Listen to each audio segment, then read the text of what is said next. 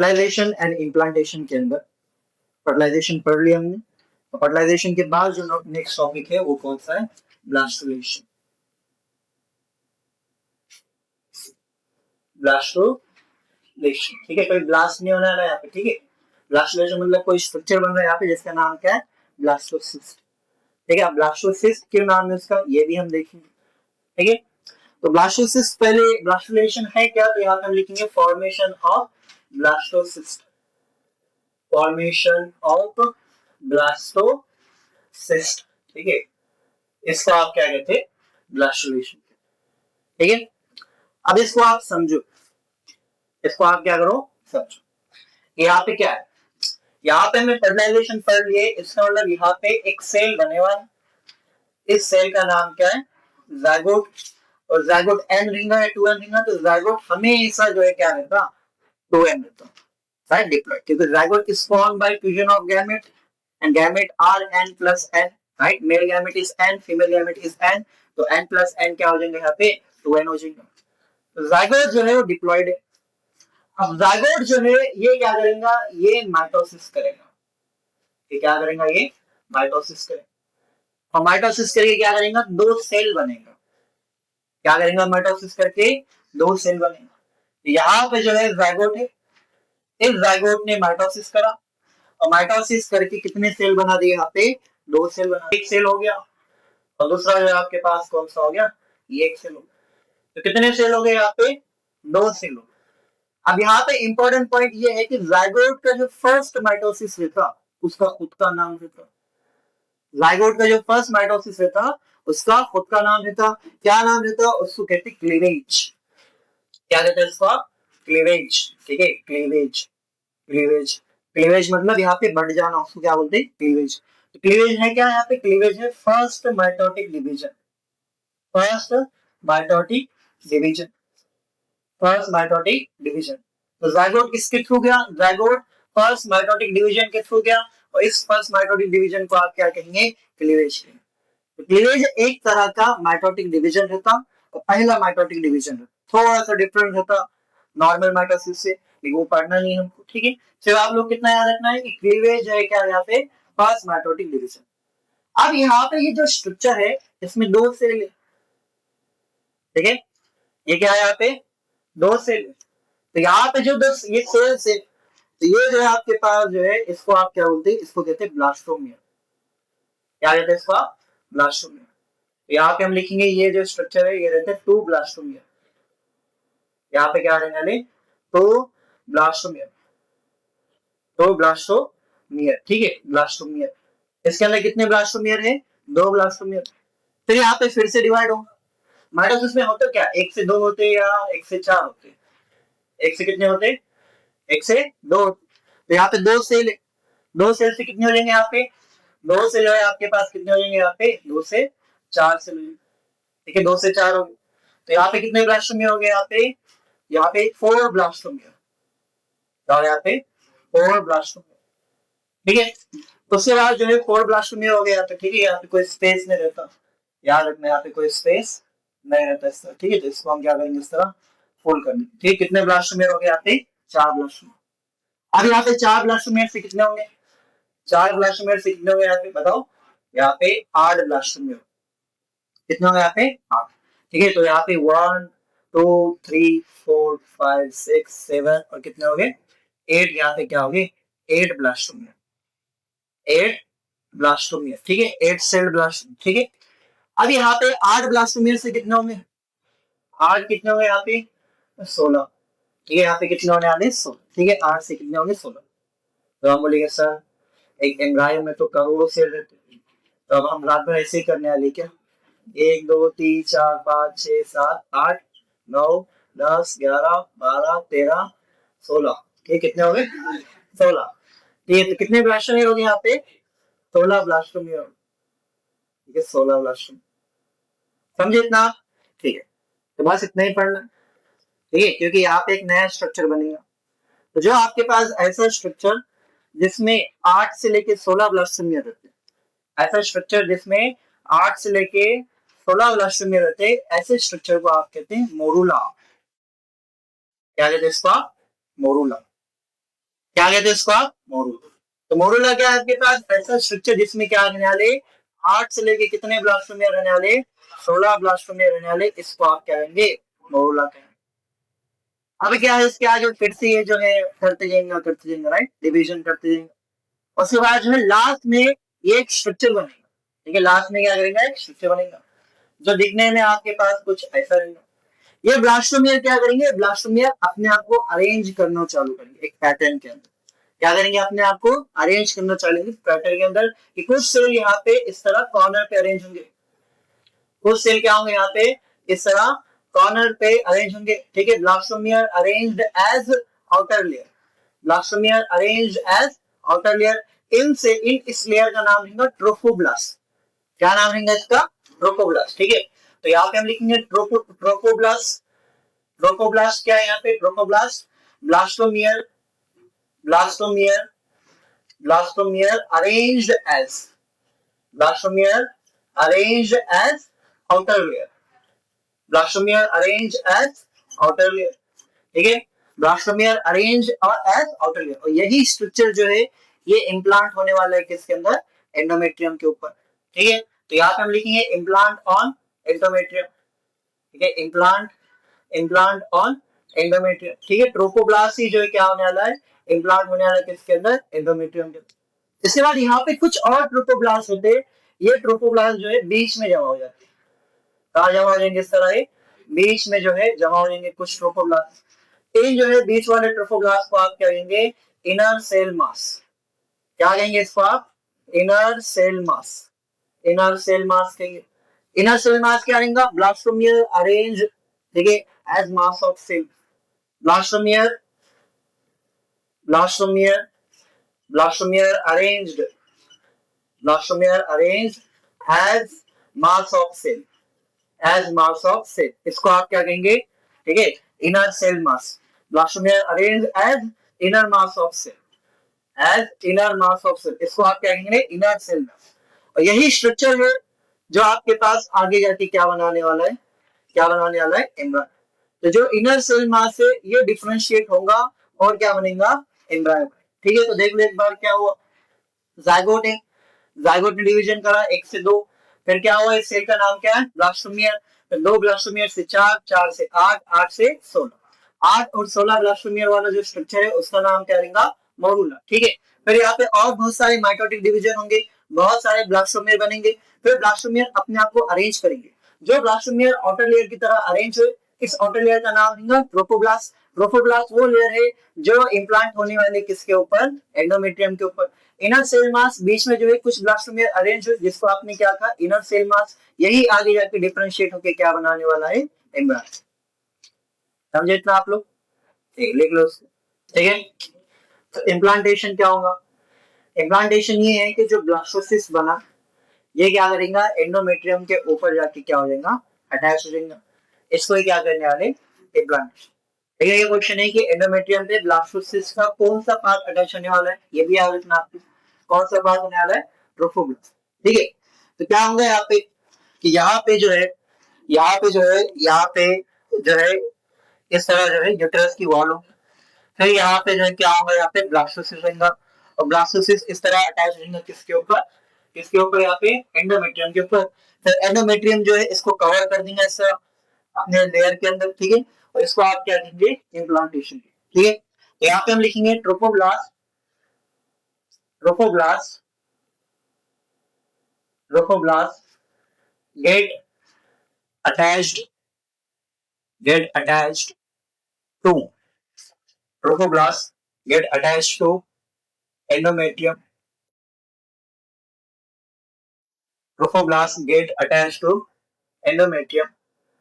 ठीक है, उसके बाद क्या आएगा? एंडोमेट्रियम, एंडोमेट्रियम, एंडोमेट्रियम कवर्स, हम क्या बोलेंगे? Encloses, encloses blastocyst, blastocyst. This is called as, this is called as implantation, this is called as implantation। ठीक है, बस ये 2 लाइन लिख लो आप लोग। ट्रोफोब्लास्ट गेट अटैच ऑन आप लोगों ने याद रखना कि ब्लास्टोसिस्ट के अंदर यूजुअली हम सिर्फ दो पार्ट के बारे में पढ़ते हैं। ब्लास्टोसिस्ट में एक पार्ट रहता ट्रोफोब्लास्ट। ब्लास्टोसिस्ट में क्या रहेगा, एक ट्रोफोब्लास्ट। ट्रोफोब्लास्ट है क्या, यहाँ पे लिख सकते हैं हम आउटर लेयर, ठीक है, आउटर लेयर। और जो है फिर क्या रहेगा, इनर सेल मास। फिर क्या रहेगा, इनर सेल मास, ठीक है। और यहाँ पे ट्रोफोब्लास्ट का काम क्या रहेगा, ये attached to endometrium, attached to endometrium. और इसी को आप क्या कहते हैं, इसी को आप क्या कहते हैं, इम्प्लांटेशन, ठीक है। तो इम्प्लांटेशन में कौन हेल्प करता है, यहाँ पे ट्रोफोब्लास्ट। और इनर सेल मास जो है, यही स्ट्रक्चर जो है आगे आगे क्या बनाने वाला है, डिफरेंशिएट करेगा और क्या बनेगा, एम्ब्रियो बन, ठीक है। तो इनर सेल मास एम्ब्रियो बनेगा, ट्रोफोब्लास्ट जो है किसमें हेल्प करने वाला है, इम्प्लांटेशन, ठीक है, लिख लो इसको, ठीक है। ब्लास्टोसिस्ट में ट्रोफोब्लास्ट और इनर सेल मास रहेगा attach to endometrium, trophoblast, implantation. और इनर सेल मास किसमें हेल्प करेगा, एम्ब्रियो बनाने में हेल्प, ठीक है। तो trophoblast get attach to endometrium, endometrium covers encloses blastocyst, ठीक है। फिर जो है ब्लास्टोसिस्ट में क्या था, ट्रोफोब्लास्ट था जो अटैच हुआ एंडोमेट्रियम को, और इसी को आपने क्या कहा, इम्प्लांटेशन। और उसके बाद जो है इनर सेल मास डिफरेंशिएट होकर क्या बनेगा, एम्ब्रियो बनेगा, ठीक है। अब हमारे पास नेक्स्ट टॉपिक है pregnancy and gestation. Next topic क्या रहने वाला है, प्रेगनेंसी एंड जेस्टेशन। और जेस्टेशन का मतलब क्या रहता, जेस्टेशन का मतलब क्या था, एम्ब्रियोनिक डेवलपमेंट, ठीक है। अब जो फीटस डेवलप होगा जिसको आप क्या कहेंगे, एम्ब्रियोनिक डेवलपमेंट, उसी को आप क्या कह सकते हैं, जेस्टेशन। और ये पीरियड जो है अलग अलग रहता हर स्पीशीज के अंदर, ठीक है। ह्यूमन के अंदर जो जेस्टेशन पीरियड रहता है वो यूजुअली कितना रहने वाला है, 9 मंथ। अब यहाँ पे होगा क्या, कि देखो सबसे पहले यहाँ पे एक लेयर थी, ठीक है। ये लेयर जो है किसकी है बताओ, ये है यूटेरस की लेयर। किसकी लेयर है ये, यूटेरस। यूटेरस के अंदर जो है सबसे जो इनर मोस्ट लेयर है, सबसे जो इनर मोस्ट लेयर है, इसका नाम क्या है, इसका नाम क्या है, इसका नाम है एंडोमेट्रियम, ठीक है। यूटेरस की जो सबसे अंदर लेयर है इसका नाम क्या है, एंडोमेट्रियम। तो इस तरह हम कहेंगे कि ये कौन सी लेयर होगी, एंडोमेट्रियम, जो पूरे ब्लड वेसल से बनी रहती, माइन्यूट कैपिलरीज से बनी रहती, ठीक है। अब इस एंडोमेट्रियम पे आके कोई तो अटैच हो गया था, इस एंडोमेट्रियम पे यहाँ पे आके कोई अटैच हो गया था। क्या नाम है इसका बताओ, इसका नाम है ब्लास्टोसिस्ट। और जैसे ये अटैच हो गया तो इसको आप क्या कहेंगे, इम्प्लांटेशन करेंगे। अब यहाँ पे एंडोमेट्रियम क्या करेगा, एंडोमेट्रियम इस ब्लास्टोसिस्ट को अपने अंदर क्या कर देगा, एंक्लोज कर देगा इस तरह, ठीक है। इस ब्लास्टोसिस्ट को क्या करा इसने, एंक्लोज कर दिया अपने अंदर। और जो है इस एंडोमेट्रियम में जो ट्रोफोब्लास्ट है, जो क्या है, जो ट्रोफोब्लास्ट है, ट्रोफोब्लास्ट से यहाँ पे टाइनी फिंगर लाइक प्रोजेक्शन निकलेगी। क्या निकलेंगे यहाँ पे, tiny finger like projection.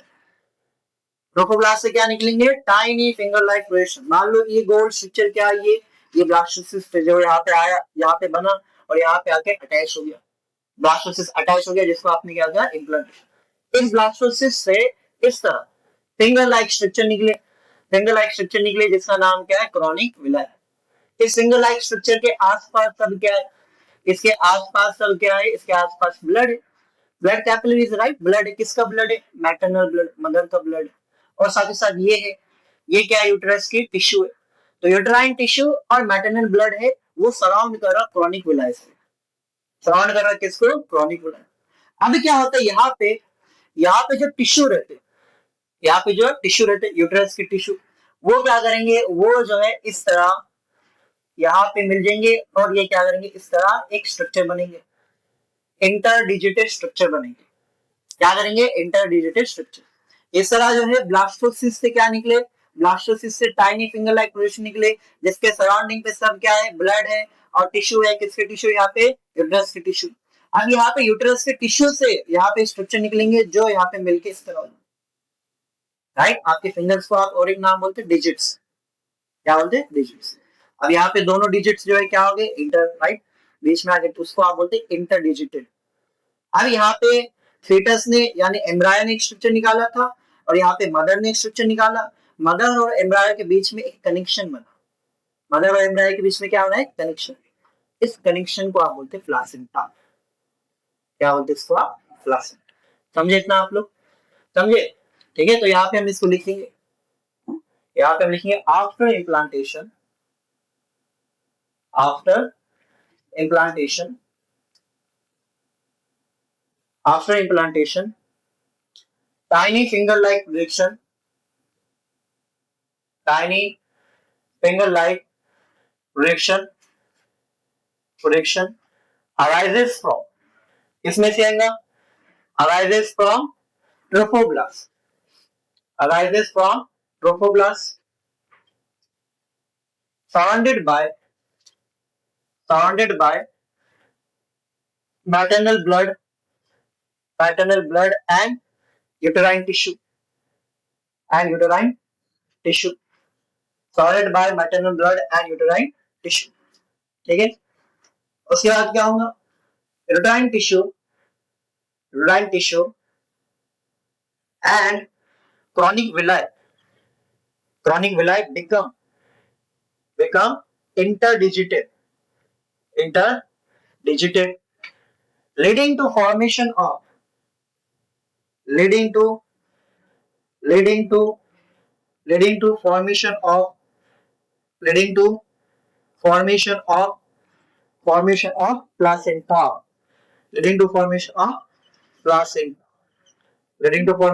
placenta, और प्लासेंटा है क्या? आपके पास स्ट्रक्चरल एंड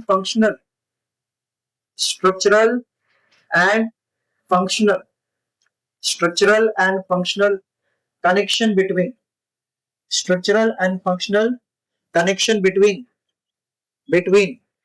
maternal body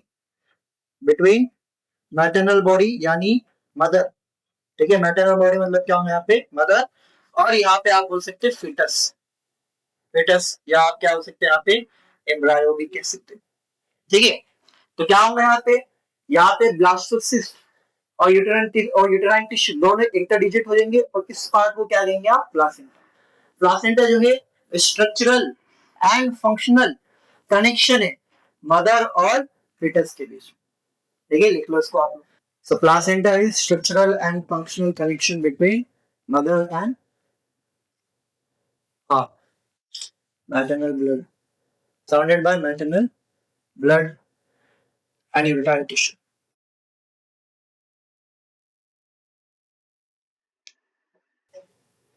ठीक है, हो गया?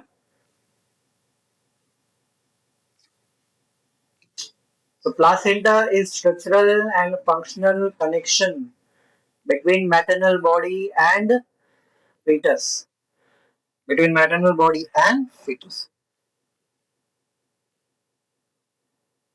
ठीक है, स्ट्रक्चरल एंड फंक्शनल कनेक्शन की आप क्या बोल सकते हैं? यूनिट भी कह सकते।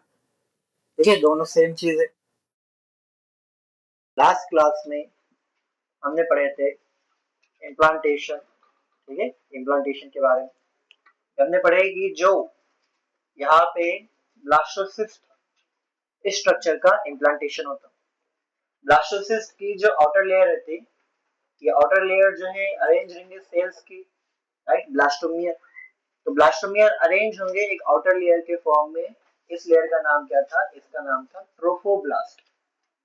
क्या नाम था इसका? ट्रोफोब्लास्ट। और जो है बहुत सारे सेल्स बीच में थे यहाँ पे, ये भी अटैच थे ट्रोफोब्लास्ट से। इनको हमने क्या कहा था? इनको आपने कहा था इनर सेल मास, या इनर मास सेल भी आप कह सकते हैं इसको। ठीक है, ट्रोफोब्लास्ट ये वो लेयर है जो क्या करने वाला है? यहाँ पे इम्प्लांटेशन करने वाला, मतलब ये अटैच होने वाला है किससे? एंडोमेट्रियम से। और इनर सेल मास आपके पास ये स्ट्रक्चर है जो आगे जाके डिफरेंशिएट होगा एम्ब्रायो में, मतलब अलग अलग तरह के स्ट्रक्चर बनेंगे। ठीक है, ये क्या होने वाला है? ये डिफरेंशिएट होगा और क्या बनाने वाला है? यहाँ पे एम्ब्रायो बनेगा। ठीक है, अब यहाँ पे इम्प्लांटेशन जो है ये हुआ, और यहाँ पे एक लिंक बनी मदर्स बॉडी या मैटरनल बॉडी और किसके बीच में? यहाँ पे एम्ब्रायो के बीच में। किस तरह कि जो ट्रोफोब्लास्ट है, ट्रोफोब्लास्ट से यहाँ पे टाइनी फिंगर लाइक प्रोजेक्शन निकले। टाइनी फिंगर लाइक प्रोजेक्शन निकले। इन टाइनी फिंगर लाइक प्रोजेक्शन का नाम क्या था? इनका नाम था क्रॉनिक विलाई। क्या नाम था इनका? Chronic villi. क्रॉनिक विलाई के आसपास पूरा मैटरनल ब्लड था, और मैटरनल ब्लड के साथ क्या था यहाँ पे? Uterine tissue. यूट्राइन टिश्यू जो है वो इंटरडिजिट हो जाएगा किसके साथ? क्रॉनिक विलाई के साथ, और यहाँ पे एक स्ट्रक्चर बनेगा। ठीक है, यहाँ पे स्ट्रक्चर बनेगा जो ये वाला स्ट्रक्चर हो गया। ठीक है, तो इस स्ट्रक्चर का नाम क्या होगा? तो यहाँ पे क्रॉनिक विलाई और यूट्राइन टिश्यू के इंटरडिजिट होने की वजह से यहाँ पे एक स्ट्रक्चर बना। इस स्ट्रक्चर को आप क्या नाम देंगे? प्लासेंटा। प्लासेंटा जो है वो स्ट्रक्चरल और फंक्शनल यूनिट है किसके बीच में? मदर्स बॉडी के बीच में, और साथ ही साथ एम्ब्रायो के बीच में। ठीक है, तो यहाँ पे हम थोड़ा सा डिटेल में पढ़ेंगे किसके बारे में? प्लासेंटा के बारे में। ठीक है, थोड़ा सा डिटेल में पढ़ना है हम किसके बारे में? यहाँ पे प्लासेंटा के बारे में। ठीक है, तो यहाँ पे हमारे पास नेक्स्ट टॉपिक क्या है? इम्प्लांटेशन एंड एम्ब्रियोनिक डेवलपमेंट के अंदर, दैट इज, ठीक है, क्या रहने वाला है? वो प्लासेंटा। ठीक है, तो प्लासेंटा है क्या? सबसे पहले हमारे पास क्वेश्चन है, प्लासेंटा है क्या? इट इज ठीक है, इट इज फॉर्म्ड बाय ठीक है, uterine tissue, uterine tissue, uterine tissue and chronic villi. और क्या रहना है यहाँ पे? क्रॉनिक। ठीक है, it is formed bye uterine tissue and chronic villi. इसको हमने क्या कहा था? It is structural, it is structural and functional unit. It is structural and functional unit between maternal body मतलब किसके बारे में बात हो रहा है यहाँ पे? मदर के बारे में बात हो रहा है। मदर एंड फीटस, एंड क्या लेंगे यहाँ पे? फीटस। फीटस की जगह आप एम्ब्रायो भी लिख सकते हैं। ठीक है, तो it is structural and functional unit between maternal body and fetus. समझिए इतना आप लोग? ठीक, इसका काम क्या है? इसका काम है कि यहाँ पे देखो क्या काम है कि यहाँ पे आपके पास क्या है? एम्ब्रायो है। यहाँ पे इनर मास सेल क्या बनाने वाला है? एम्ब्रायो। एम्ब्रायो को ग्रो करना है। एम्ब्रायो को ग्रो करना है तो किस चीज की जरूरत है? न्यूट्रिएंट्स की। अब एम्ब्रायो एक जिंदा चीज है, और जिंदा चीज को जो है आपके पास ह्यूमंस फॉर एग्जांपल क्या है? ये एरोबिक ऑर्गेनिज्म, मतलब हम सबको जिंदा रहने के लिए क्या चाहिए? ऑक्सीजन। तो यहाँ पे भी हर सेल को क्या चाहिए? ऑक्सीजन। तो इसको न्यूट्रिएंट्स और ऑक्सीजन कैसे पहुंचाएंगे हम? ब्लड के थ्रू। तो यहाँ पे ब्लड वेसल को सप्लाई करना पड़ेगा, और ब्लड वेसल कौन सप्लाई करने वाला है? यहाँ पे ये स्ट्रक्चर करने वाला, क्या नाम है इसका? प्लासेंटा। मतलब ये एम्ब्रायो को ग्रो करने के लिए ऑक्सीजन सप्लाई करेगा, और साथ ही साथ क्या सप्लाई करेगा? ऑक्सीजन और न्यूट्रिएंट्स। अब आप सबको मालूम न्यूट्रिएंट्स का ब्रेकडाउन होगा किसका इस्तेमाल करके? ऑक्सीजन का।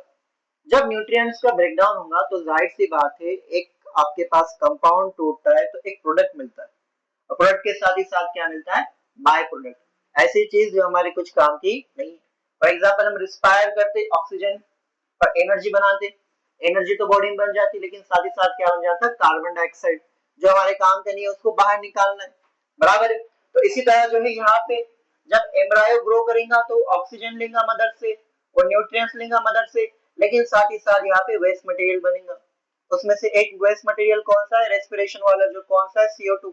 और दूसरे भी एक्सक्रीटरी प्रोडक्ट्स बनेंगे। ठीक है, नाइट्रोजनस वेस्ट बनेगा अलग अलग तरह के। तो यहाँ पे जो है इसका काम क्या रहेगा? इसका काम है supply of oxygen and nutrients. Supply of oxygen and nutrients. Supply of oxygen and nutrients. ठीक है, हो गया इतना? ठीक है, इसके बाद क्या होगा? इसके बाद क्या होगा? Removal removal of removal of removal of carbon dioxide and excretory waste. Removal of carbon dioxide and excretory waste, ये जो है दो इसके मेन काम। ये क्या हो गए? इसके दो मेन काम हो गए। अब यहाँ पे ये स्ट्रक्चर जो है ये डेवलप होता, ऐसा नहीं रहता दिखने में। ठीक है, अब क्या होगा आपके पास? ये जो है हमारे पास क्या था? ये जो है क्या हो गया था? ये आपके पास था यूटेरस। यूटेरस में यहाँ पे प्लासेंटा डेवलप हो गया था। बराबर है? कैसे डेवलप हुआ था कि यहाँ पे ये क्या था? ये आपके पास ब्लास्टोसिस्ट था, उसको किसने कवर करा, उसको एंडोमेट्रियम में कवर करा। इसका मतलब एम्ब्रायो के ऊपर क्या रहने वाला, पूरा एक कवरिंग रहने वाली। तो यहाँ पे जो है आप सबको मालूम, एम्ब्रायो दिखने में कुछ बाद में जो है इस तरह दिखना चालू होता, सबको मालूम है एम्ब्रायो ऐसा दिखता बाद में। अब एम्ब्रायो में ये एम्ब्रायो जो है क्या रहता, ये एम्ब्रायो कवर्ड रहता, ये एम्ब्रायो क्या रहेंगे इस तरह कवर्ड रहता। इतना समझ गए आप लोग, इतना समझ गए। और यहाँ पे जो है आपके पास एक स्ट्रक्चर बने हुआ था, यहाँ पे एक स्ट्रक्चर बने हुआ था जिसका नाम क्या है, जिसका नाम क्या है, जिसका नाम है प्लासेंटा। क्या नाम है, प्लासेंटा। अब बच्चे गड़बड़ क्या करते, बच्चे गड़बड़ ये करते, वो बोलते सर ये प्लासेंटा है, ये सोचते आप लोग प्लासेंटा, इसको सोचते आप। It is not placenta, it is not placenta. Placenta ये वाला स्ट्रक्चर, इसको बोलते हैं एम्बिलिकल कॉर्ड। क्या बोलते हैं इसको आप, एम्बिलिकल कॉर्ड। तो जिस तरह आपने कहा placenta is connection between fetus and mother's body, इस तरह एम्बिलिकल कॉर्ड जो कनेक्शन है किसके बीच में, प्लासेंटा और किसके बीच में, फीटस के बीच में। तो जो ट्रांसपोर्ट होने वाला ये इस पाइप के थ्रू होने वाला, इस पाइप का नाम क्या है, इसका पाइप का नाम क्या है, एम्बिलिकल कॉर्ड। क्या नाम है इसका, एम्बिलिकल कॉर्ड। तो यहाँ पे हम लिखेंगे व्हाट इज एम्बिलिकल कॉर्ड, ठीक है, एम्बिलिकल कॉर्ड, ठीक है, एम्बिलिकल कॉर्ड, ठीक है, एम्बिलिकल कॉर्ड। तो what is umbilical cord, umbilical cord is connection between, connection between, connection, connection between किसके बीच में रहेगा बोलो, placenta, placenta and fetus, placenta and fetus, ठीक है। तो आपके पास दो क्वेश्चन आने वाले, पहला क्वेश्चन है connection between maternal body and fetus, that is placenta. Connection between placenta and fetus, वो क्या होने वाला आपके पास, एम्बिलिकल कॉर्ड। क्या करने वाला ये एम्बिलिकल कॉर्ड, क्या करने वाला, ट्रांसपोर्ट करने वाला, किससे करने वाला, सब्सटेंस का, इसका ऑक्सीजन का, न्यूट्रिएंट का, CO2 का और एक्सक्रीटरी वेस्ट का। तो इसका काम क्या है, इसका काम है transport of, transport of, transport of substance. क्या लिख दें हम यहाँ पे, ट्रांसपोर्ट ऑफ सब्सटेंस जो है यहाँ पे होने वाला है। समझ में आ रहा आप लोग, ठीक है, इतना समझिए आप लोग। तो जो फीटस है उसके पास डायरेक्टली न्यूट्रिएंट्स पहुंचते, क्या पहुंचते उसके पास, डायरेक्टली न्यूट्रिएंट्स पहुंचते, उसके पास फूड नहीं आता, उसके पास डायरेक्टली क्या आ जाता, न्यूट्रिएंट। फूड को क्या करना पड़ता, फूड आप पहले माउथ में जाएंगे, फिर वो आपके स्टमक में जाएगा, फिर कहा जाएगा आपके स्मॉल इंटेस्टाइन। तो आपने क्या लिए, ग्लूकोज, आपने क्या लिया यहाँ पे, कार्बोहाइड्रेट, आपने स्टार्च खाया, आपने ग्लाइकोजन खाया, ठीक है, वो जाएगा, टूटेगा टूटेगा और लास्ट में क्या बनेगा, ग्लूकोज, जो आपका न्यूट्रिएंट हो गया। आपने प्रोटीन खाया, वो बॉडी में जाएगा, टूटेगा टूटेगा और क्या बनेगा, अमाइनो एसिड बनेगा, वो आपका न्यूट्रिएंट होगा। तो जो जो चाइल्ड रहता है उसको डायरेक्टली क्या मिलता है, डायरेक्टली न्यूट्रिएंट मिलते हैं। और न्यूट्रिएंट कहाँ पे एब्जॉर्ब होते हैं, आपके आपके स्मॉल इंटेस्टाइन में। तो आपने नोटिस करना जो प्लासेंटा रहता वो कहाँ रहता, आपका जो बेली बटन रहता, राइट, जो आपके पास एम्बिलिकल कॉर्ड है वो कहाँ पे अटैच्ड है, बेली बटन, राइट, यहाँ पे अटैच्ड थी। तो यहाँ से डायरेक्ट न्यूट्रिएंट कहाँ जा रहे थे, आपके स्मॉल इंटेस्टाइन में, वो एब्जॉर्ब कर रहा था। इसमें डाइजेस्टिव सिस्टम काम नहीं कर रहा था। समझ में आ रहा है आप लोगों को। तो इस तरह जो है यहाँ पे होगा umbilical cord, umbilical cord connection है किसके बीच में, प्लासेंटा और फीटस के बीच में जो है रहने वाला है, ठीक है। और यहाँ पे क्या क्या काम होगा प्लासेंटा के बारे में, और क्या क्या पॉइंट है प्लासेंटा के बारे में, ये पॉइंट है कि प्लासेंटा जब बन जाता ये एक एंडोक्राइन टिश्यू की तरह एक्ट करता, किसकी तरह एक्ट करता, placenta endocrine tissue. Now what do you mean by endocrine tissue, endocrine tissue जो वर्ड आ रहा है एंडोक्राइन ग्लैंड से आ रहा है। एंडोक्राइन ग्लैंड का काम क्या रहता है, ठीक है, राइट, हार्मोन सीक्रेट करना। तो एंडोक्राइन टिश्यू मतलब ये भी क्या करने वाला है, हार्मोन सीक्रेट करना। इसका मतलब प्लासेंटा कुछ हार्मोन सीक्रेट करता, प्लासेंटा क्या करता, कुछ हार्मोन सीक्रेट करता। अब कौन से हार्मोन है वो भी आप लोग याद रखना, यहाँ पे हम लिखेंगे placenta, placenta, placenta acts as endocrine tissue, endocrine tissue, endocrine tissue and release, क्या रिलीज करने वाला है, हार्मोन रिलीज करने वाला है। कौन से हार्मोन रिलीज करेगा ये इंपॉर्टेंट है। सबसे पहले जो आपके इंपॉर्टेंट हार्मोन है दो, कौन से है, प्रोजेस्टेरॉन और दूसरा कौन सा है, एस्ट्रोजन। ये दो हार्मोन भी जो है, ये दो हार्मोन भी जो है कौन रिलीज करता है, यहाँ पे कौन रिलीज करेगा, प्रोजेस्टेरॉन और एस्ट्रोजन। उसके बाद यहाँ पे एक हार्मोन रिलीज करेगा जिसका नाम है HCG। क्या नाम है इसका, HCG। और इसी तरह यहाँ पे एक हार्मोन लिस्ट करेंगे HPL, क्या रहेगा HPL। इसका नाम है human human chorionic human chorionic gonadotropin, human chorionic gonadotropin. ठीक है, अब इनका काम क्या है वो नहीं पढ़ना है हम लोग। इसका नाम है human human placental human placental lactogen, क्या नाम है इसका, ह्यूमन प्लासेंटल लैक्टोजन। ठीक है, ध्यान से देखो यहाँ पे कि प्लासेंटा जो है बहुत सारे काम करता है। प्लासेंटा एक फीटस को ऑक्सीजन प्रोवाइड करता, प्लासेंटा एक फीटस को न्यूट्रिएंट्स प्रोवाइड करता, प्लासेंटा एक फीटस से CO2 और एक्सक्रीटरी वेस्ट को भी बाहर निकालता। प्लासेंटा साथ ही साथ जो है किसकी तरह एक्ट करता, एंडोक्राइन टिश्यू। एंडोक्राइन टिश्यू मतलब वो क्या रिलीज करेगा, हार्मोन। कौन कौन से हार्मोन रिलीज करेगा, प्रोजेस्टेरोन, एस्ट्रोजन, HCG, HPL, ये सारे रिलीज करेगा। समझ में आ रहा है आप लोगों को, कितना समझ गए आप लोग। ठीक है, तो ये सारे हार्मोन जो है रिलीज होने वाले, HCG, HPL और ये।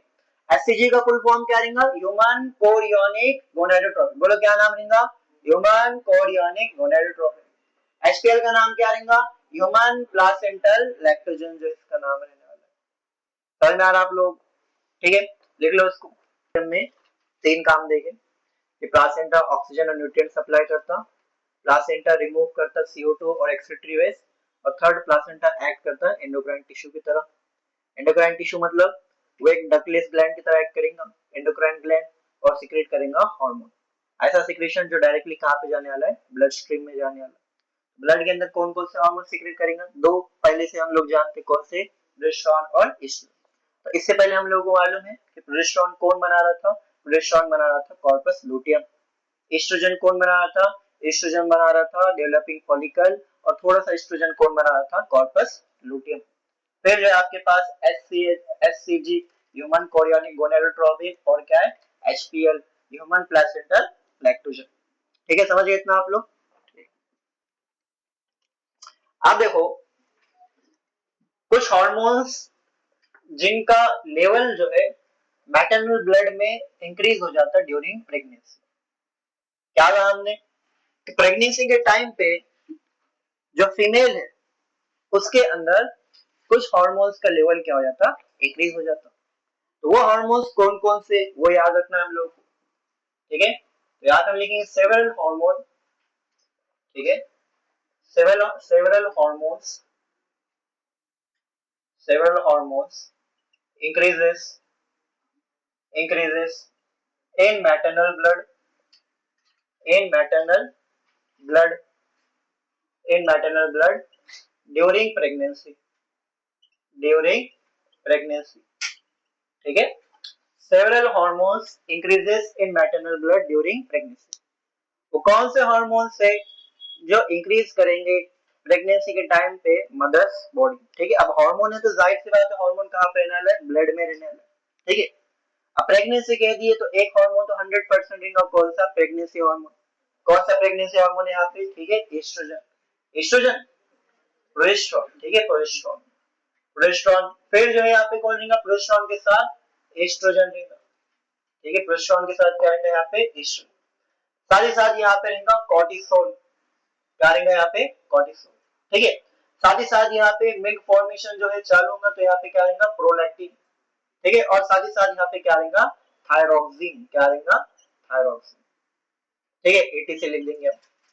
अब ये हार्मोन जो है क्यों चेंज, ये हार्मोन्स का लेवल क्यों बढ़ता है मदर्स बॉडी। ठीक है, क्योंकि ये हार्मोन जो है कुछ प्रोवाइड करते हैं यहाँ पे। क्या करेंगे हार्मोन, ये क्या करेंगे, चेंजेस। ठीक है, मेटाबॉलिक चेंजेस इन मदर। क्या रहेगा, metabolic changes in mother, metabolic changes in mother. ठीक है, तो मदर के जब मेटाबॉलिज्म में वो क्या करेंगे, चेंजेस करेंगे। ठीक है, एक प्रेग्नेंट फीमेल जो है उसका जो है फूड कंजम्पशन जो है वो क्या हो जाता है, थोड़ा सा जो प्रेफरेंस रहता है वो क्या हो जाते हैं, चेंज हो जाते हैं। उसका रीजन क्या है कि यहाँ पे हार्मोन्स में लेवल में क्या होता है, यहाँ पे चेंज हो जाता है। ठीक है, साथ ही साथ क्या करेंगे, supporting fetal growth, supporting fetal growth. ठीक है, सपोर्टिंग फीटल ग्रोथ। और साथ ही साथ क्या होगा, मेंटेनिंग प्रेगनेंसी। और साथ ही साथ क्या होगा यहाँ पे, मेंटेनिंग प्रेगनेंसी, मेंटेनिंग प्रेगनेंसी। ठीक है, और मेंटेनिंग प्रेगनेंसी जो है इसका रीजन कौन है यहाँ पे, प्रोजेस्टेरोन है मेन रीजन। ठीक है, तो यहाँ पे हम लोग क्या देखना है कि जो फीमेल है प्रेगनेंसी के टाइम पे कुछ हार्मोन्स का लेवल उसमें बढ़ता है।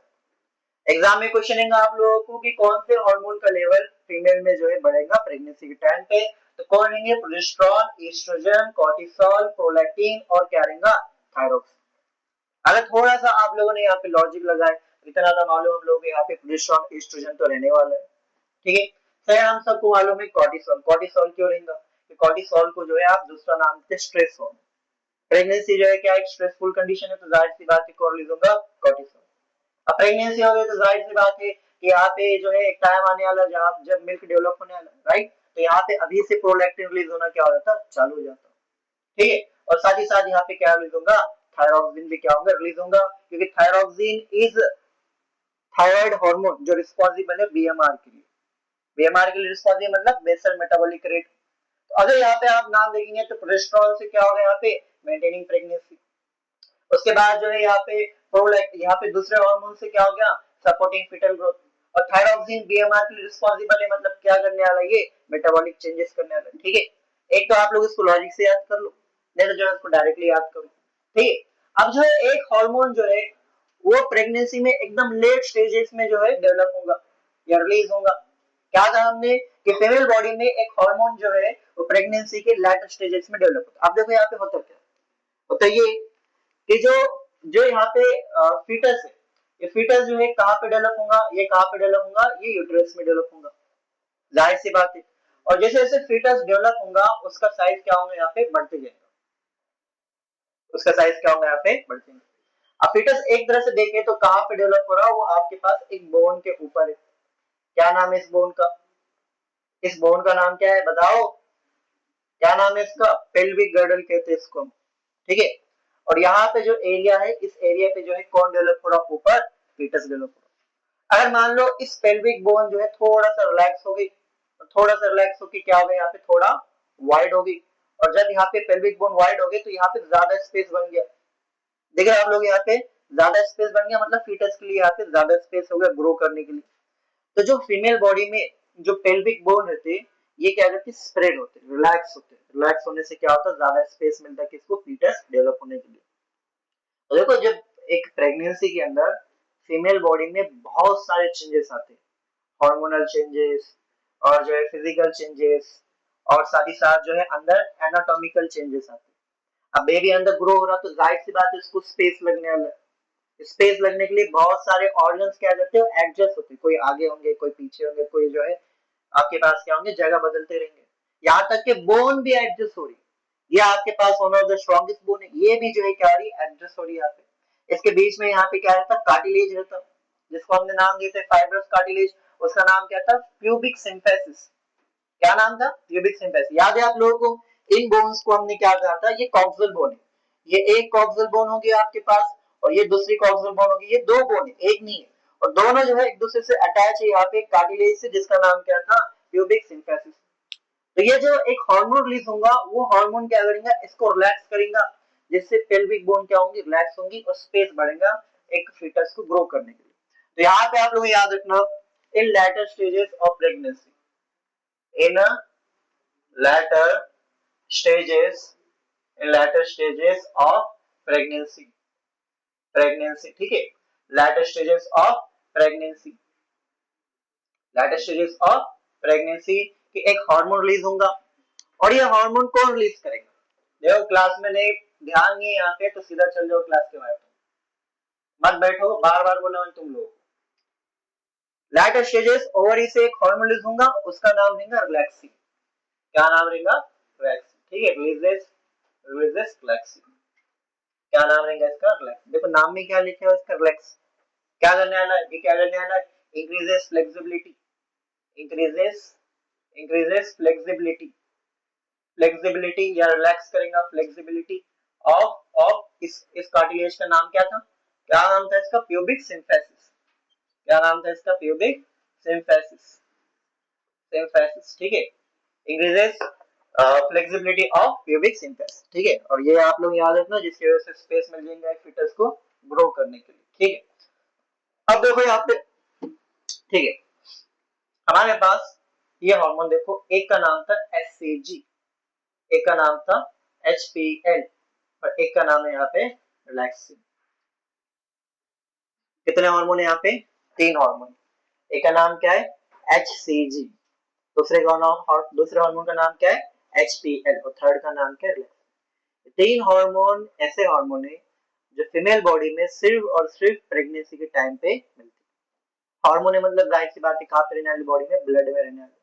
तो अगर कोई फीमेल में ब्लड टेस्ट के अंदर ये 3 हार्मोन मिल गए, ठीक है, इसका मतलब फीमेल क्या है? वहां पे प्रेग्नेंट है, राइट? तो प्रेगनेंसी जो है डिटेक्ट करने के कई तरीके। सबसे पहले हमने क्या कहा था कि हर मंथ मेंस्ट्रुअल साइकिल होती, और अगर हर मंथ मेंस्ट्रुअल साइकिल होती, अगर जो है फर्टिलाइजेशन नहीं हुआ, प्रेगनेंसी नहीं हुई, तो मेंस्ट्रुएशन होता जिसको आप ब्लड लॉस बोलते हैं। अगर वहां पे फर्टिलाइजेशन हो गया तो एंडोमेट्रियम मेंटेन होती और ब्लड लॉस नहीं होता। तो हमने कहा था अगर मेंस्ट्रुअल साइकिल नहीं हो रही तो it is indication of pregnancy. साथ ही हमने कहा कि ये जरूरी नहीं है, कभी कभार जो है स्ट्रेस और हार्मोनल चेंजेस की वजह से भी जो है मेंस्ट्रुअल साइकिल क्या होती? रुक जाती कुछ टाइम के लिए। इतना कहा था हमने। सेकंड जो है, अगर कोई फीमेल में ब्लड टेस्ट के अंदर ये 3 हार्मोन में से कोई मिल जाए, तीनों मिल जाए, इसका मतलब वो फीमेल क्या है? वहां पे प्रेग्नेंट। ठीक है, तो हम यहाँ पे लिखेंगे are found are found are found in maternal blood are found in maternal blood during during pregnancy only during pregnancy only। ठीक है, समझ में आ रहा? तो हमने क्या कहा था? हमने कहा था देखो ये है फिटस। ये कौन है? फिटस। ये आगे जाके ग्रो होने वाला किसके अंदर? ह्यूमन में। इससे एक यहाँ पे पाइप निकला जिसका नाम क्या था? Umbilical cord. एम्बिलिकल कॉर्ड जो है सामने से ऐसा गोल स्ट्रक्चर रहता, अगर साइड से देखे तो आपको कुछ ऐसा दिखेगा, इससे अटैच रहता। ये स्ट्रक्चर का नाम क्या है? इसका नाम क्या है? प्लासेंटा। ठीक है, पूरा रेडिश कलर का रहता है। क्यों? क्योंकि मैटरनल ब्लड से बने होते हैं यूजुअली क्रॉनिक विलाई और यूटेराइन टिश्यू। और जो है ये प्लासेंटा जो है ऑक्सीजन और न्यूट्रिएंट सप्लाई करेगा और वो सब निकालेंगे किसके थ्रू? एक कॉर्ड के थ्रू जिसका नाम क्या है? Umbilical cord. तो जब यहाँ पे बेबी बाहर निकलेगा तो प्लासेंटा भी बाहर निकल जाता, और नहीं निकलेगा अंदर रीजनरेट होगा। बहुत सारे कल्चर में क्या करती है प्लासेंटा, ये जो प्लासेंटा है ये बाहर निकला तो इस तरह दिखता गोल सामने। ठीक है, जो गोल दिखेगा। तो बहुत सारे कल्चर में क्या करते हैं इस प्लासेंटा को जो है धूप में सुखाएंगे, फिर उसको क्रश करेंगे, उसके क्या करते हैं पिल्स बनाते हैं, और जो है वो प्रेग्नेंट लेडी को खिलाती। क्यों कहते हैं? जो है क्या रहता है? न्यूट्रिशियस रहता है।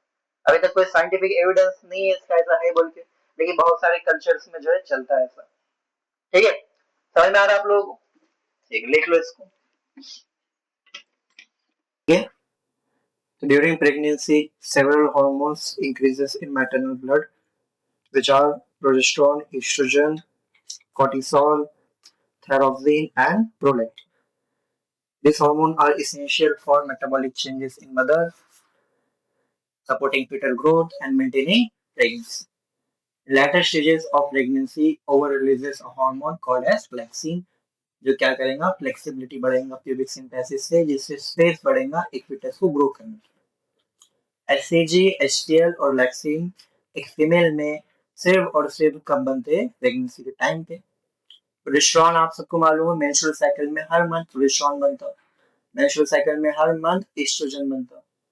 ठीक है, तो ये 3 हार्मोन जो है उससे और सिर्फ प्रेगनेंसी के टाइम पे बनते हैं।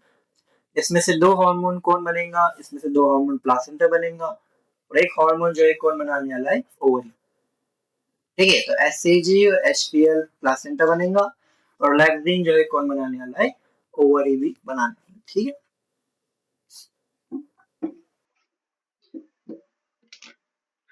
ठीक है।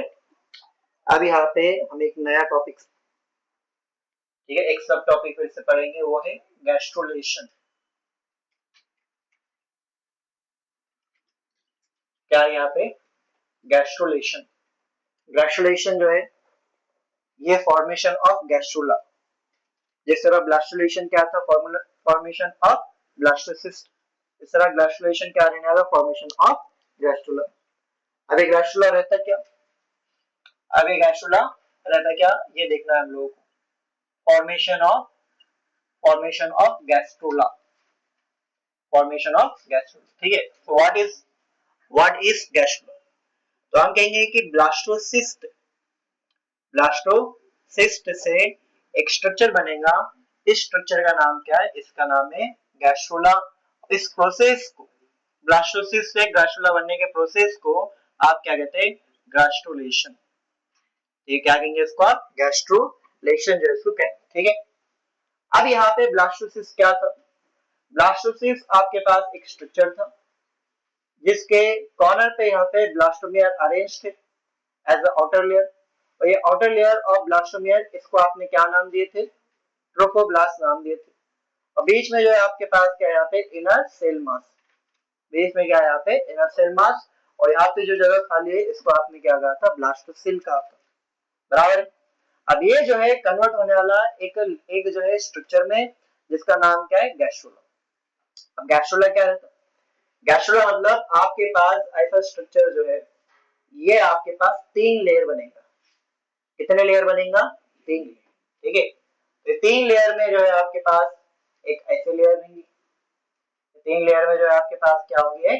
ऐसे लेयर रहेंगे। ठीक है, इस लेयर का नाम है मेसोडर्म। क्या नाम है इसका? मेसोडर्म।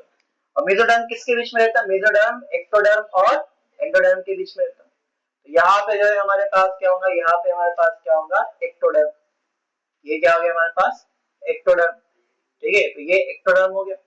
और एक्टोडर्म, और फिर एक्टोडर्म के बाद क्या रहेगा? एकदम अंदर जो लेयर रहेंगी उसका नाम क्या रहेगा? उसका नाम रहेगा एंडोडर्म। तो यहाँ पे जो हमारे पास नेक्स्ट लेयर रहेंगी, दैट इज एंडोडर्म। तो यहाँ पे एक्टोडर्म और एंडोडर्म के बीच में क्या रहने वाला है? यहाँ पे मेसोडर्म। ठीक है, and this is endoderm, this is endoderm. और इनके बीच में जो लेयर है इसका नाम क्या रहने वाला है? इसका नाम रहेगा मेसोडर्म। क्या नाम रहेगा इसका? मेसोडर्म। ठीक है, तो बीच वाली लेयर है मेसोडर्म। ये सब हमने पढ़े थे। कहाँ पे पढ़े थे इसको? हमने इसको हमने एनिमल किंगडम में पढ़े। कहाँ पढ़े थे इसको हमने? Animal kingdom. ठीक है, तो लेवल ऑफ टिश्यू बनाया था हमने आपको, डिप्लोब्लास्टिक एंड ट्रिप्लोब्लास्टिक। उसमें बताए थे हमने अगर मेसोडर्म और एंडोडर्म है तो डिप्लोब्लास्टिक, और तीनों लेयर है तो उसको आपने क्या कहा था? ट्रिप्लोब्लास्टिक। ठीक है, अब यहाँ पे हुआ क्या था? इसको जो हम कहते हैं कि यहाँ पे बहुत सारे सेल्स, इन सेल्स ने अपने आप को अरेंज कर, ठीक है, morphogenetic movement of inner mass cell. ठीक है, जिससे जो है क्या हुआ? यहाँ पे 3 लेयर बने। तो यहाँ पे हम लिखेंगे morphogenetic movement of, morpho morphogenetic movement, morphogenetic movement of cells, movement of cells. ठीक है, leading to formation of, leading to formation of, leading to formation of three primordial, primordial मतलब एकदम शुरुआत में आने वाले 3 primordial germ layers, 3 primordial germ layers. ठीक है, और ये जर्म लेयर कौन है यहाँ पे? Ectoderm, ectoderm, mesoderm and endoderm. Ectoderm, mesoderm and last में क्या रहेगा? यहाँ पे एंडोडर्म। ठीक है, इतना समझिए आप लोग कि यहाँ पे जो सेल्स है ये अरेंज होंगे 3 प्राइमोडियल लेयर में। इन 3 प्राइमोडियल लेयर्स का नाम क्या है? एक्टोडर्म, मेसोडर्म और एंडोडर्म। अब एक पॉइंट आप लोग याद रखना कि जो इनर मास सेल रहते, इनर मास सेल के जो सेल्स रहते, इनके पास एक एबिलिटी रहती है जिसको कहते हैं टोटिपोटेंसी। क्या कहते हैं इसको? टोटिपोटेंसी। सुने हुआ नाम? ठीक है, मॉड्यूल में कभी क्वेश्चन आया था, हमने आप लोग कहा था बाद में पढ़ेंगे उसके बारे में। ठीक है, टोटिपोटेंसी ये एबिलिटी जो है प्लांट्स के पास है। ऐसी एबिलिटी जिसमें आप प्लांट के एक पार्ट से कंप्लीट प्लांट बना सकते हैं। क्या आप प्लांट के एक ब्रांच से कंप्लीट प्लांट बन सकता? बिल्कुल। प्लांट के रूट से कंप्लीट प्लांट बन सकता? बिल्कुल। कुछ प्लांट में जो है लीफ से ही बन सकता। बराबर है, तो कोई भी पार्ट से कंप्लीट ऑर्गेनिज्म बन रहा है, इस कंडीशन को आप क्या बोलते हैं? टोटिपोटेंसी। क्या ह्यूमंस में ऐसा होता है? मान लो कि अगर हम एक ह्यूमन को ग्रो करना चालू करें एक लैब में, आपने क्या कर दिया? एक आई का सेल ले ली, उस आई के सेल को आपने टेस्ट ट्यूब में डाल दिए, उसको आपने न्यूट्रिशन करे, वो माइटोसिस करना चालू करा। माइटोसिस करते गया करते गया करते गया, लेकिन जो सेल्स बनते जा रहे हैं वो सिर्फ किसके बन रहे हैं? यहाँ पे किडनी के सेल बने यहाँ पे नहीं, हार्ट के बने यहाँ पे नहीं। अगर आप एक लैब में जो है किडनी का सेल लिए और टेस्ट ट्यूब में ग्रो कर रहे हैं, तो वहां पे एक स्ट्रक्चर कौन सा बन रहा है? किडनी बन रही। पूरा ह्यूमन बन रहा है यहाँ पे? ह्यूमन नहीं बन रहा। लेकिन आपके बॉडी में कुछ सेल्स रहते हैं इनर मास सेल के अंदर, जिनका नाम है स्टेम सेल्स। सुना है आप लोगों ने? Stem cells. स्टेम सेल्स ऐसे सेल्स है जिनके पास एबिलिटी है बॉडी का कोई भी पार्ट बनाने का, जिनके पास एबिलिटी क्या बॉडी का कोई भी पार्ट बनाने का। हमारे बॉडी का कोई भी पार्ट जो है बन सकता है किसके थ्रू, स्टेम सेल्स के, ठीक है। तो यहाँ पे हम याद रखेंगे कि inner cell mass, inner inner cell mass, inner cell mass have some cells known as stem cells that have ability, that have potency to generate any tissue, or organ of body, ठीक है। लिख लो इसको आप लोग। Gastrulation मतलब gastrula बनना। Gastrula क्या रहता है, जब एम्ब्रायो में तीनों लेयर आ गए। कौन से लेयर आ गए, एक्टोडर्म, मेसोडर्म और एंडोडर्म, उसको आप क्या बोलेंगे, गैस्ट्रुला। और गैस्ट्रुला बनने को आप क्या बोलते हैं, गैस्ट्रुलेशन। जिस तरह ब्लास्टोसिस्ट जो बनता है उसको आप क्या बोलते हैं, ब्लास्टुलेशन कहते हैं, ठीक है। समझिए इतना। तो स्टेम सेल्स बॉडी के वो सेल्स है जिनके पास एबिलिटी है, पोटेंसी है to generate any tissue of organ of the body, यानी एक कंप्लीट ऑर्गेनिज्म बनाने की प्रॉपर्टी है हमारे पास, ठीक है। अब हमारे पास इवेंट्स में जो है सेकंड लास्ट इवेंट, क्या नाम है उसका, लास्ट में एकदम इवेंट कौन सा था, पार्चुरेशन। और पार्चुरेशन से पहले कौन सा था, जेस्टेशन, ठीक है। तो अब हम किसके बारे में पढ़ने वाले, जेस्टेशन, ठीक है। तो अब हम किसके बारे में पढ़ेंगे, जेस्टेशन। यहाँ पे हम पढ़ेंगे जेस्टेशन। जेस्टेशन, जेस्टेशन जो है इसका और दूसरा नाम क्या है, एम्ब्रियोनिक डेवलपमेंट। और यहाँ से क्वेश्चन आया था पिछले साल, ठीक है। एक क्वेश्चन जो है कहाँ से आया था, मिनार्च क्या है पूछा था उसने। तो मिनार्च क्या था, फर्स्ट मेंस्ट्रुअल साइकिल, उसको आप क्या कहते हैं, मिनार्च कहते हैं। कब होता, प्यूबर्टी के टाइम होता, ठीक है। जेस्टेशन के ऊपर क्वेश्चन आया था, ठीक है। तो सबसे पहला क्वेश्चन ये नहीं आया, ठीक। सबसे पहला क्वेश्चन कि ह्यूमन के अंदर जेस्टेशन पीरियड कितने टाइम का रहता, तो कितने टाइम का रहता, वो 9 मंथ का रहता, ठीक है। यूजुअली कितना रहता, 9 मंथ, ठीक है। तो कभी कभार कुछ अनयूजुअल केसेस भी आते हैं जिसमें 9 मंथ से पहले जो है बर्थ हो जाता है, 9 मंथ के बाद भी जो है बर्थ होता है, ठीक है। 9th मंथ को जो है इसको डिवाइड करते 3 पार्ट में, और रहता ट्राइमेस्टर। क्या रहता, ट्राइमेस्टर। 9 मंथ को कितने पार्ट्स में डिवाइड करते, 3 ट्राइमेस्टर, ठीक है। या इसको हम इस तरह लिख लेंगे 9 मंथ, जिसको डिवाइड करेंगे आप कितने, इसमें 3 ट्राइमेस्टर्स में इसको आप डिवाइड करते हैं, ठीक है। 9 मंथ को कितने ट्राइमेस्टर में डिवाइड करे आपने, 3 ट्राइमेस्टर। अब यहाँ पे 1 ट्राइमेस्टर के बारे में बात करेंगे, इसके बारे में बात करेंगे 1 ट्राइमेस्टर। तो 1 ट्राइमेस्टर कितने मंथ का रहता, 1 ट्राइमेस्टर यहाँ पे 3 मंथ्स का रहता। कितने मंथ का रहता है यहाँ पे, 3 मंथ का। तो 3 ट्राइमेस्टर कितने मंथ के हो जाएंगे, कितने हो जाएंगे, 9 मंथ के हो जाएंगे, बराबर। तो कभी कभार जो है मंथ की जगह यहाँ पे वीक्स भी कहता है। एक महीने में कितने वीक्स होते, 4 रहते। तो 3 में कितने हो जाएंगे, 24। कितने होंगे, 12 वीक्स हो जाएंगे, ठीक है। 12 वीक्स, समझिए इतना। तो इतना जो है आप लोगों को समझना कि ह्यूमन में जेस्टेशन 9 मंथ का रहेगा, और 9 मंथ को आप और क्या कह सकते हैं, 3 ट्राइमेस्टर। एक ट्राइमेस्टर में कितने मंथ रहेंगे, 3 मंथ रहेंगे, यहाँ पे आप क्या बोल सकते हैं, 12। तो फिर यहाँ पे क्वेश्चन आता, क्या था क्वेश्चन, क्वेश्चन क्या है जो नीट में आया था आपके, पहला क्वेश्चन कि फर्स्ट मंथ, ठीक है। पहला क्वेश्चन क्या है कि फर्स्ट मंथ में एक फीटस के अंदर क्या बनेगा, फर्स्ट मंथ में एक फीटस में कौन सा ऑर्गन बनेगा, सबसे इंपॉर्टेंट ऑर्गन बॉडी का, ठीक है। वो कौन सा है, हार्ट। यहाँ तो लिखेंगे हार्ट नहीं, हार्ट, ठीक है। Heart is formed, heart is formed, ठीक है। फिर सेकंड मंथ के बाद क्या आएगा, सेकंड मंथ के बाद क्या आता, सेकंड मंथ आता ना, फर्स्ट मंथ के बाद क्या आता, सेकंड मंथ। यहाँ हम लिखिए एंड ऑफ सेकंड मंथ, क्या यहाँ पे end of second month, end of second month, ठीक है। एंड ऑफ सेकंड मंथ मतलब कौन से वीक के बारे में बात कर रहा हूँ, first week, second week, third week, fourth, fifth, six, seven, eight, कौन से बारे में बात कर रहा हूँ, कौन से वीक के बारे में बात कर रहा हूँ। पहले मंथ में कितने वीक है, 4। दूसरे मंथ में कितने हैं, 4। 4 प्लस 4 कितने होते हैं, 8। तो एंड ऑफ सेकंड मतलब किसके बारे में बात कर रहा हूँ, 8 वीक के बारे में बात कर रहा हूँ, ठीक है, ठीक है। यहाँ पे एंड ऑफ सेकेंड वीक, तो एंड ऑफ सेकेंड मंथ हो गया। तो एंड ऑफ सेकेंड मंथ में क्या होगा, limbs and digits are formed, limbs and digits are formed, ठीक है, limbs and digit are formed, ठीक है, हाथ पैर बनेंगे और हाथ पैर पे क्या बनेंगे, डिजिट्स, ठीक है, अगले को क्या कहते हैं आप यहाँ पे, डिजिट्स, ठीक है, limbs and digits are formed।